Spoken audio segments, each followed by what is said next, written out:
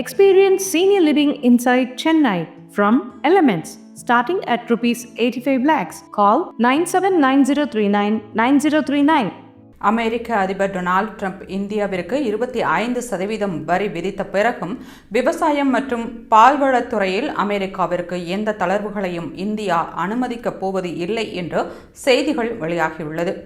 அமெரிக்க அதிபரின் 25% வரி விதிப்பால் இந்தியாவின் மொத்த உள்நாட்டு உற்பத்தி 0.2% மட்டுமே பாதிக்கப்படும் என்பதால் அரசு கவலைப்படவில்லை என்று தெரியவந்துள்ளது. இந்தியாவின் விவசாயிகள், பால் உற்பத்தியாளர்கள், குறு, சிறு மற்றும் நடுத்தர தொழில்களில் ஈடுபடுபவர்களை பாதுகாப்பதில் இந்திய அரசு எந்த சமரசமும் செய்ய தயாராக இல்லை.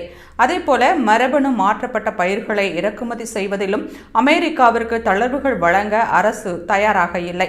தடையற்ற வர்த்தக ஒப்பந்தத்தில் இந்திய விவசாயம் மற்றும் பால் பொருட்கள் சந்தையில் தளர்வுகளை அமெரிக்கா எதிர்பார்க்கும் நிலையில் பால்வளத்துறையில் அமெரிக்காவின் இறக்குமதியை அனுமதித்தால் பாலின் விலை 15% வரை குறைந்து ஆண்டிற்கு 1.03 லட்சம் கோடி ரூபாய் அளவிற்கு இழப்பு ஏற்படும். அது மட்டுமல்லாமல் கிராமப்புற பொருளாதாரத்தில் முக்கிய அங்கமாக உள்ள பால்வளத்துறை 8 கோடி பேருக்கு நேரடியாக வேலை வாய்ப்புகளை வழங்கி வரும் நிலையில் இந்தியாவின் தேசிய மொத்த மதிப்பு கூட்டலில் 7.5 லட்சம் கோடி முதல் 9 லட்சம் கோடி வரை பால்வளத்துறை பங்களிக்கிறது என்று SBI ஆய்வறிக்கை தெரிவித்துள்ளது.